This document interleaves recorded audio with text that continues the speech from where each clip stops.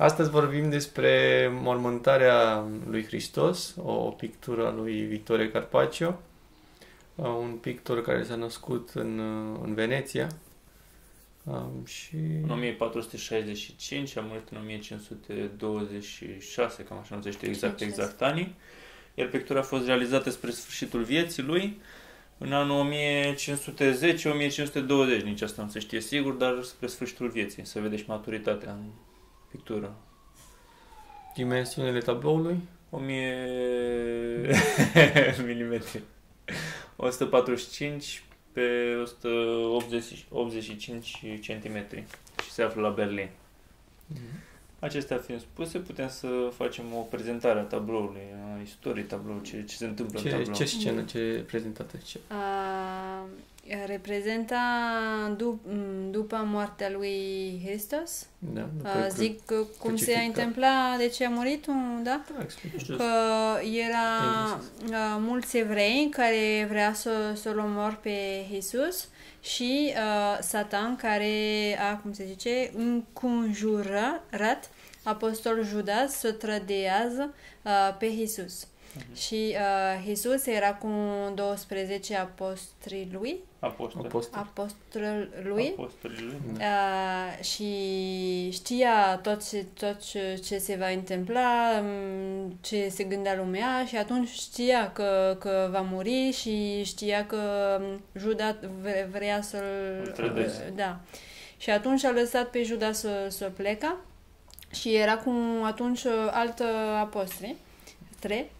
Și în noaptea a venit Juda cu armata de roman și de preoți ca să-l omor. Și atunci le-au crucificat pe dealul, se zice dealul? Dealul Golgota, care este lângă Jerusalem. Și când le-au crucificat, era ziua și s-a făcut noaptea. Și a murit așa pe cruce și când a murit se întâmpla o cutremur. Și atunci, după asta, le-au pus într-un într-un mormântul și atunci ce se vede aici este... A treia zi, nu? Asta se întâmpla vineri. Da. Asta eu nu știu. În Sfânta Vineri s-a întâmplat moartea, iar apoi după 3 zile duminică. După 3 zile s-a înviat. Dar noi vorbim fix de momentul când a murit, adică când a fost tablou se vede că el este întins. Da. Înainte să fie mormântat. Înainte și se vede două bărbați care pregătesc stânga, care închide mormântul. Care are eu cred că deschide ușa ca să poată să bage corpul. Pentru să pune el tocmai a fost dat jos de pe cruce, este întins pe masă, cu trupul lui în prim plan aici, este întins acolo, iar cei doi bărbați din spate, din planul secund, deschid ușa, e probabil un mormânt cu mai multe locuri și îi caută locul acolo și acolo să-l mormânteze, probabil. Mormintele se făceau în stânci, se săpau în stânci, în rocă. Cum este aici, ceva de genul acesta. Da, sunt foarte mari aici, nu prea pot să dau exact seama, dar am văzut acolo în Ierusalim când am fost, sunt imense, cu pietre așa. Da. Sunt mai multe persoane în același mormânt. De aceea vedem și scheletele persoanelor, pentru că e un fel de cimitir acolo.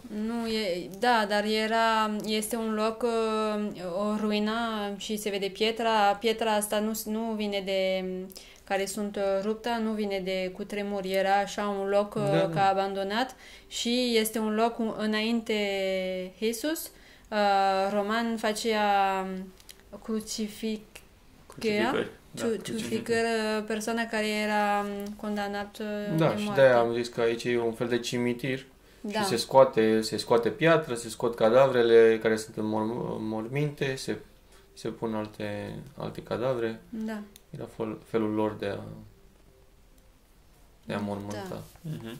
Și interesant că noi acum vorbim în perioada de coronavirus, suntem în al doilea podcast în epoca coronavirus, când suntem în casă și inevitabil te gândești și la moartea asta cu moartea, da. Și mi s-a părut un tablou interesant și relaționat. Da, scena e destul de macabră, avem foarte multe schelete, însă culorile nu sunt neapărat cele mai întunecate, cele mai tetrice. Da, dacă n-ai vedea un cadavru acolo și ar fi înlocuit de altceva cadavru acela, culorile ar fi chiar vesele. Da. Dacă ar fi, eu știu... Și plin de liniște, mai ales prin felul în care ni sunt expuse personajele. Compoziția. Da, oamenii merg, se salută. Și este un fel de poveste. Acum poate n-are așa de mult, dar cel puțin două sunt în tablou împărțite de acel arbol mare. Partea din dreapta, care se vede că nu e același peisaj adică este același peisaj, dar este cum ar veni din altă poveste, e altă întâmplare care se întâmplă. Renascentist se obișnuiește să ai două povești sau mai multe narrative în aceeași tablou. Și Carpaccio tot așa a pictat în felul acesta. A pictat și simplu o singură poveste sau un singur portret, a pictat multe tipuri a încercat multe tipuri de pictură, și cu compoziție și ca culori. Și a avut și perioade când a pictat pentru unele biserici doar o singură poveste într-un tablou și când a pictat mai multe povești legate într-un tablou. Dar în acest tablou ni se prezintă mai multe povești, nu? Da, aici așa. Ce avem în partea dreaptă? În primul plan este Iisus Hristos, care pare punctul principal al tabloului. După aia, rezumat de copacul acela mare, este Iov, profetul Iov, care stă și se gândește. În partea stângă iar se văd oamenii ăștia care am vorbit de lucrează la mormânt și deschid ușa și pregătesc mormântul. Iar în partea dreaptă este o altă poveste, cum ar veni, care are legătură cu asta, dar este o altă întâmplare când Ioan le spune Magdalenei și Mariei despre moartea lui Iisus. Asta se prezintă și în fundal, mergând mai sus, vezi oameni care circulă pe drum. Un râu și un lac sau ce este acolo și iar un munte în fundal. Și mai este interesant, iar pe muntele acesta din stânga, deasupra lui Iisus, se văd doi oameni cu oile și iar niște natură și o casă. Este un peisaj complex cu multe personaje. Da, și mult simbolism. Da. Carpaccio este un pictor care folosește elemente și foarte multe detalii simbolice, care ține mai mult de partea conservatoare a picturii venețiene în acea epocă. Aveam și o pictură care începea să dezvolte, o pictură mai puțin simbolică, cum ar fi fost al lui Tizian, unde se văzea pe... Am uitat să-l punem un pic că ai spus tu acum că e din Veneția. Este un pictor important al Veneției și a fost precursorul lui Tizian și al lui Giorgione, care a venit după aceea și a fost unul dintre primii din Veneția, important odată cu Bellini, cu familia Bellini. Da. Giovanni Bellini, frații Bellini, Giovanni și Giuseppe și Gentile Bellini și Giovanni Bellini. Și a fost și tatăl lor cu Jacopo Bellini. Și mai avem și Masaccio.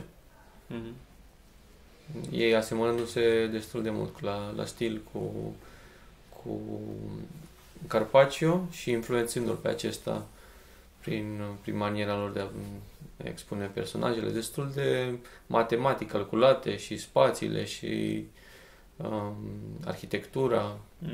Mai vedem iar o asemănare cu, poate nu în această pictură, dar în altele ale lui, cu Van Eyck, despre care am vorbit într-un episod anterior. A pictat detaliile. Și culorile un pic iar seamănă.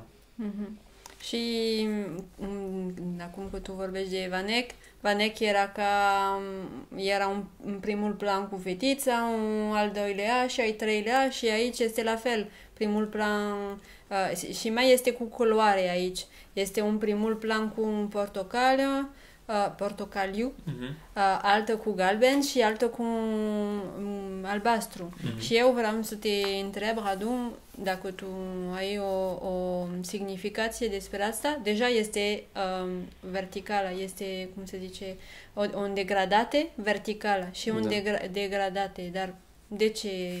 Este o... Culorile? De ce sunt așa? Da, e pentru a exprima profunzimea. Cu cât te îndepărtezi mai mult, cerul, văzduhul, fiind albastru, influențează culorile și atunci nu mai sunt atât de puternici, portocalii, nu au tonalități portocalii, pentru că albastru este complementar, culoarea complementară a portocaliului și atunci, ca să exprime asta, folosesc culori asemănătoare cu albastru sau lângă gama în roata tonalităților, lângă această gamă de albastru, ele fiind verdele și galbenul. Verdele, galbenul și violetul, dar în epoca aia nu prea existau violete. Da. Și eu vreau să zic ceva despre masa, dacă putem să zicem o masa, unde este pus Iisus, care are 5 picioare.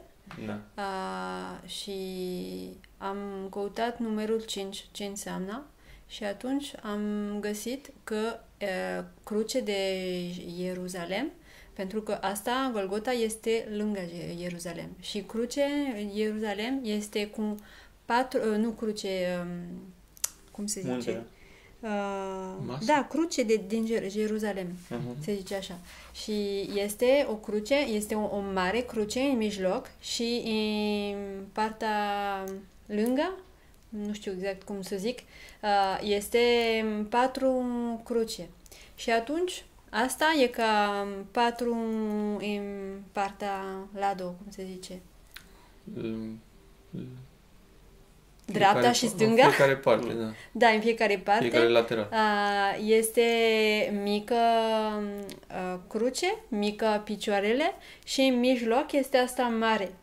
Și atunci eu cred că înseamnă asta și când ne uităm, al final e un pic o cruce, și o formă de cruce și mesa.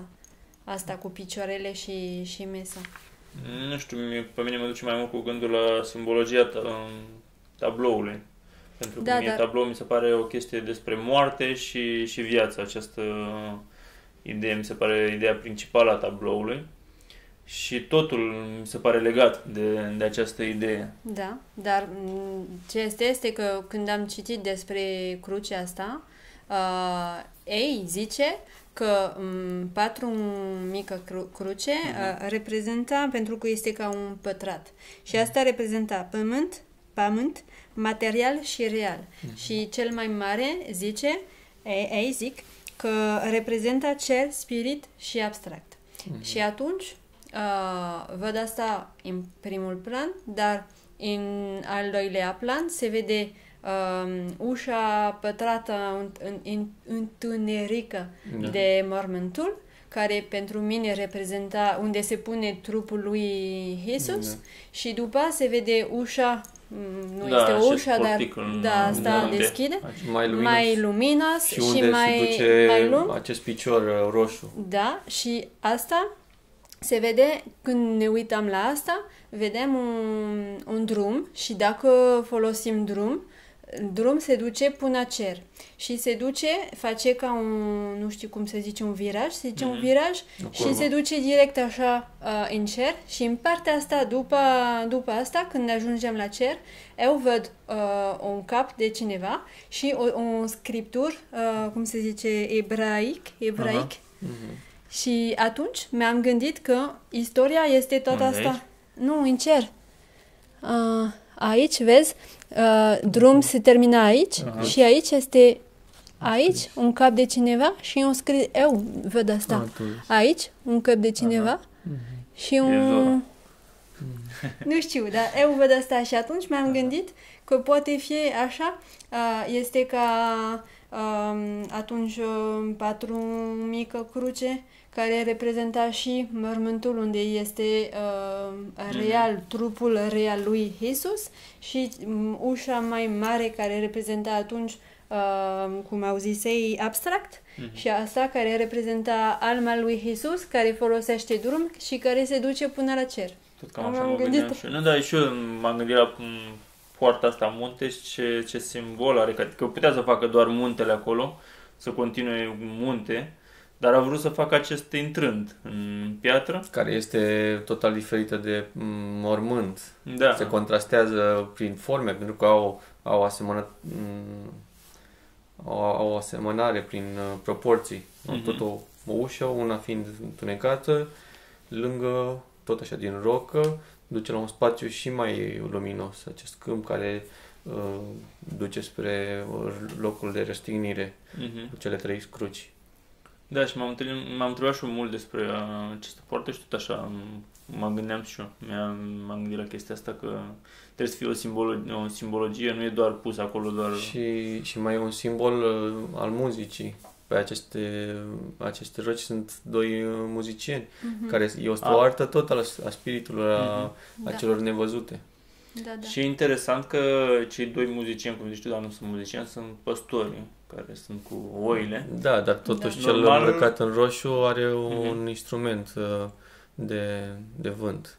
Da, ce vreau să zic e că normal când ești cu oile ești cu un flaut, nu cu o trompetă. Iar el are o trompetă, probabil că tocmai pentru a simboliza că trompeta este instrumentul cu care invizi la un eveniment, cum era la David, în pictura lui Puza, când avea instrumentul acela pentru a anunța începutul festivității sau a arăta că începe un eveniment important, cum este și acum, anunță probabil moartea lui Hristos. Da, și în Biblie este menționată trompeta ca instrument. În Apocalipsă, în momentele de moarte, apare trompeta. Da. Și la mormântare așa se folosește trompeta. Și este în poziție ca se arată ușa asta unde se duce, cum se zice, sufletul. Eu mi-am gândit că era sufletul care se duce pe ușa asta și el este în direcția asta atunci. Da, și este și viu îmbrăcat. Poartă acest veșmânt. Da. Dar ce vreau să vă întreb eu, că mi se pare foarte interesant că pare foarte fără importanță Iov în pictură. Adică noi am vorbit acum doar despre moartea lui Isus, dar Iov este un personaj puternic acolo și în același timp pare că nu este observat. Dar, nu știu, mie mi se pare acest contrast între Iisus mort, corpul lui Iisus, fără viață, gri, singura pată gri și mai sunt rocile acestea, și Iov care stă gânditor la... Da, emoția cu siguranță e diferită. Numai că mie mi se pare în strânsă relație, adică eu sunt în continuă, este o continuare a lui Iisus, asta mi se pare și mie. Figura lui Iov în compoziție. Și elementele sunt foarte bine gândite de Carpaccio. Vedem cum pune corpul lui Iisus foarte alungit, cu o lumină albă cea mai strălucitoare. Da, și eu vine ca deasupra avem o pânză neagră care ne delimitează acest contur al lui Iisus, corpul lui Iisus se delimită cu pânza asta, dar pânza nu este deasupra lui Iisus, este în al doilea plan, în fața lui Iov. Da, dar asta pentru a se vedea delimitarea între el și pământ, că dacă n-ar fi fost pânza aceea, n-ar fi avut atâta putere. N-ar fi fost atât de mult contrast. Da, n-ar fi avut contrastul acesta și corpul lui n-ar fi avut atâta putere, s-ar fi văzut la fel ca pământul, poate. Și e interesant că corpul lui Iisus vine în continuare, după aia continuă cu corpul lui Iov. Sunt 2 elemente legate și prin picioare, adică legate în compoziție acolo, în imagine, cum ar veni. Și este interesant că Iov, nu știu dacă ați văzut, că scrie și se gândește mult la viață și întreabă pe Iisus dacă există viață după moarte. Asta era una dintre întrebările lui din carte. Am citit ceva despre Iov, da. El mereu îl întreba pe Iisus dacă există viață după moarte, dacă există înviere, dacă oamenii învie. Și făcea această comparație și cu copacii.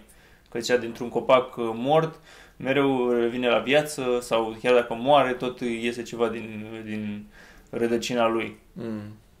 Chiar și din trunchi. Da. Și el acum tot așa este gânditor, uitându-se la corpul lui Iisus și gândește probabil la chestia asta, dacă o să învie, dacă există viață după moarte. Da. Și pentru mine este mai mult întrebarea dacă această pictură este despre Iisus sau despre Iov. Voi ce credeți? Eu cred că nu e neapărat despre un personaj. Nu este despre un personaj, dar da, bineînțeles că nu este despre asta, dar în primul rând îl are în prim plan pe Iisus, acum compozițional, da, așa pare. Dar în adevărat este el personajul principal, cel care iese în prim plan sau Iov? Pentru mine este Iisus. Da. Pentru ce am zis și pentru mine în fiecare plan este o istorie legată cu istoria lui Iisus. Pentru că și după ușa asta unde se duce, cum se zice, alma? Sufletul. Se vede pe drum multă persoană și nu e direct cu Iisus, dar pentru mine, al început, credeam că era persoana care crede în Iisus și care le acompaniază până la cer. Dar când am făcut zoom, am văzut că nu, pentru că sunt armat și atunci cred că este armata care a plecat când se întâmpla întuneric în ziua și că i-a avut cutremur. Atunci cred că sunt persoana care au plecat. Dar atunci e în legătură, nu direct cu Iisus, dar cu moartea lui. Și atunci eu cred că este, în primul plan, este Iisus. Eu cred, așa am crezut în primul moment, dar acum cred că nu, pentru că dacă ar fi fost despre moartea lui Iisus în primul rând, ar fi fost peisajul despre moartea lui Iisus. Adică crucile sunt acolo, dar sunt în depărtare, nu sunt punctul principal, nu este moartea lui ca punctul principal, iar lui Iov a venit în peisajul lui. Este invers. Este peisajul lui Iov, un peisaj de gândire, de gândire la moarte, la ce se întâmplă după moarte, dacă există o înviere, dacă trupul rămâne doar trup și nu se întâmplă nimic cu el, dacă alma se duce în rai sau există reîncarnare. Este gândirea lui despre moarte, ce se întâmplă despre moarte, iar Iisus este acolo pus ca punct, dar nu este el principal, adică este doar ca punct de plecare spre gândirea lui Iov. Și pentru mine cred că Iov este cel principal și Iisus a venit în peisajul lui. Da, și avem și această linie care e cea mai importantă și această pată de contrast, fiind copacul, care este situat într-un punct auric. Compoziția, dacă despărțim tabloul cu acest copac, cu această linie de jos în sus, în stânga avem un pătrat și în dreapta avem un dreptunghi auric, care dacă îl despărțim din nou, cum a făcut Carpaccio, avem un alt pătrat, cerul, în partea din dreapta sus, avem pătratul cerului. Și atunci mi gândesc ceva acum despre ce ai zis, este că poate fi, cum zici tu, că este, nu mai amintesc cum se numește, Iov în primul plan, pentru că, cum am zis despre culoarele, care sunt culoare fericită, pozitivă și atunci, poate, pentru că când eu, de exemplu, acum când le văd de unde sunt, nu văd exact ce este, doar văd culoarele și văd ceva care, da, liniște, ca a zis Radu. Și atunci, poate, da, pentru că pentru mine, după viața, este altă viață.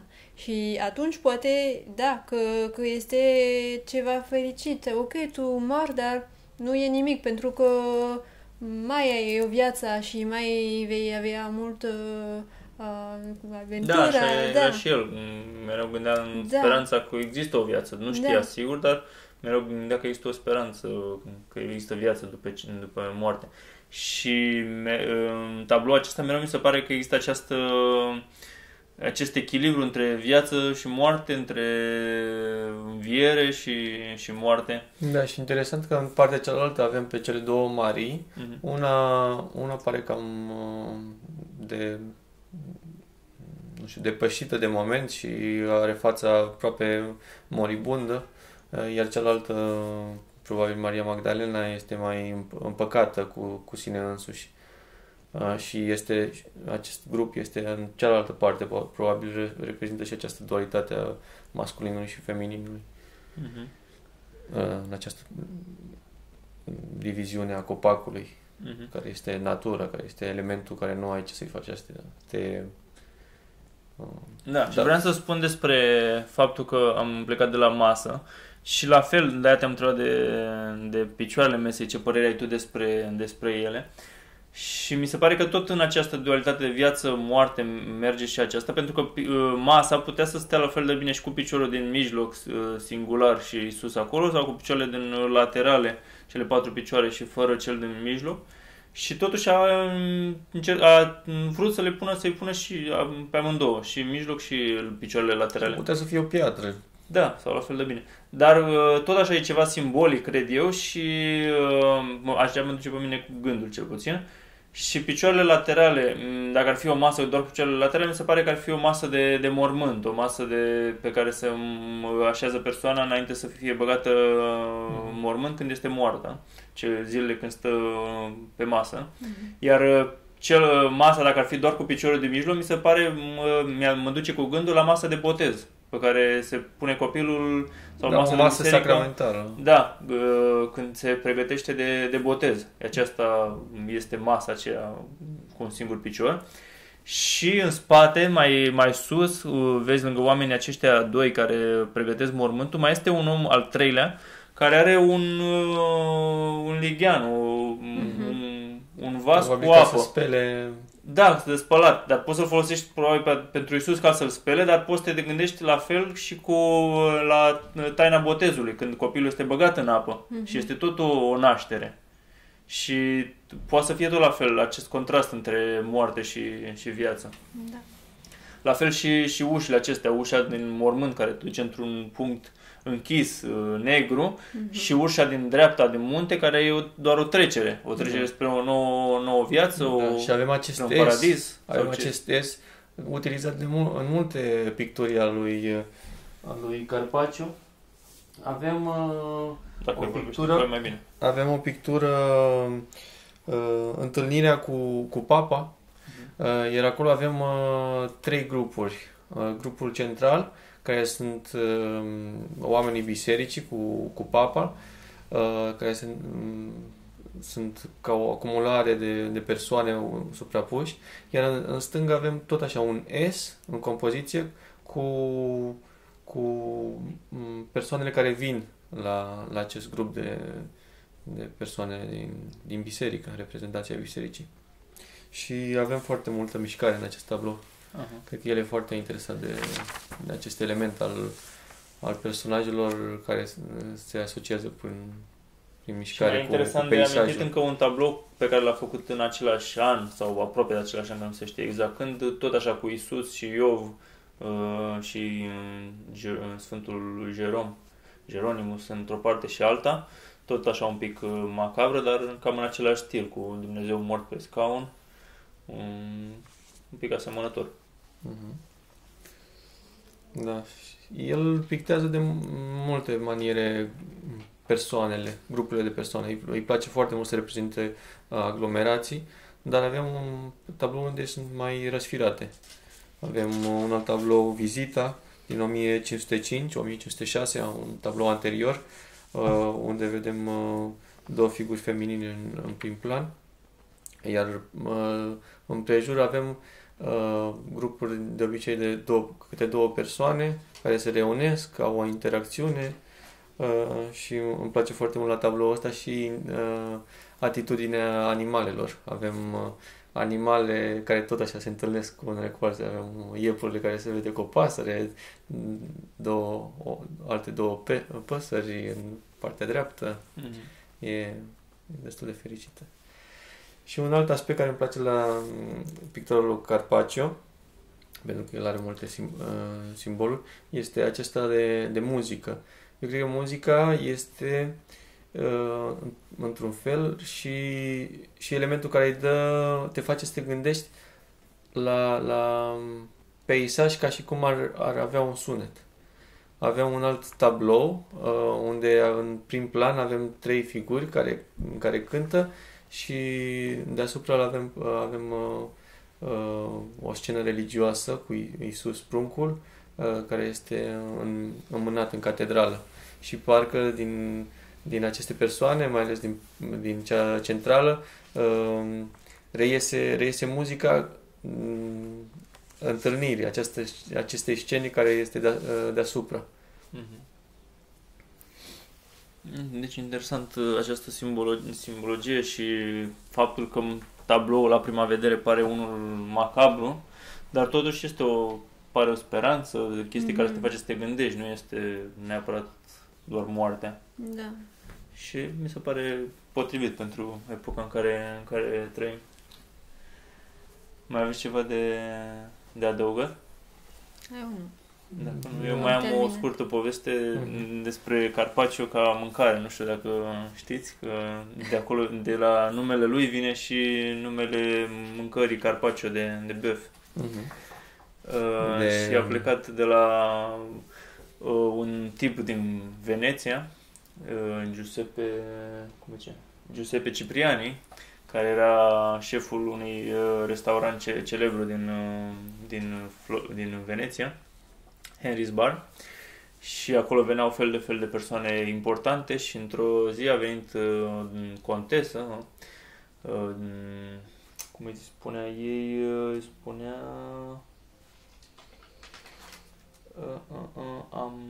Amalia, parcă, sau ceva așa. Am uitat. Îi spune Amalia, să zicem.